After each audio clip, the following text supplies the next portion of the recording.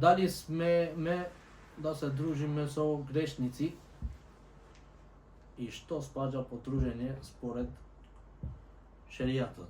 Овде два прашања различни. Човекот дружење значи човекот што се дружи со некого со љубов. Значи ти за да се дружиш со некого, го сакаш него.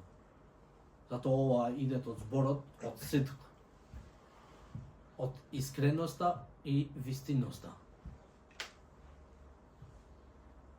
Значи ти, затоа вели Ибн Тајмија рахимахуллаху таала, ал-муъмину лил-муъмини кал-јадейн. Верникот за верникот, за другиот друга, е како двете раце, што ја помагат едната другата.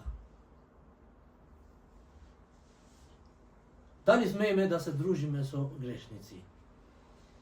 Со грешници смееме да се дружиме ако ние имаме влијање кај ними. Кога се дружиме со ними, ги советуваме, му даваме насихат и имаме влијање. Гледаме дека тие, кога се со нас барем, се поправаат и се обратат на Аллаховиот пат.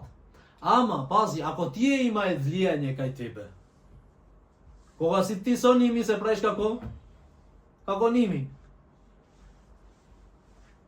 Кога си ти со ними, почнеш да ги газиш Аллаховите наредби, не те слушат, тогаш ти е харам. Забрането е да се дружи со ними. Треба да се оддалечиш. Што? Подалеко, затоа што пратеникот салаллаху алейхи ве селем вели, човекот е на верата на својот другар. Затоа нека гледат некој од вас кого го дружите.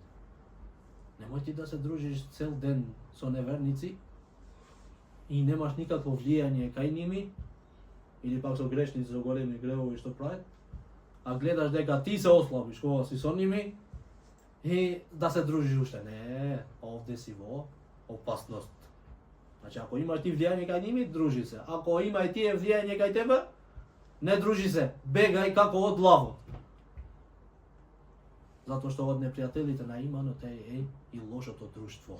Од најголемите непријатели, освен шејтанот и дуњалокот, е и лошото друштво. Така велит пратеникот салаллаху алейхи ва селем. Аллах најубаво знае.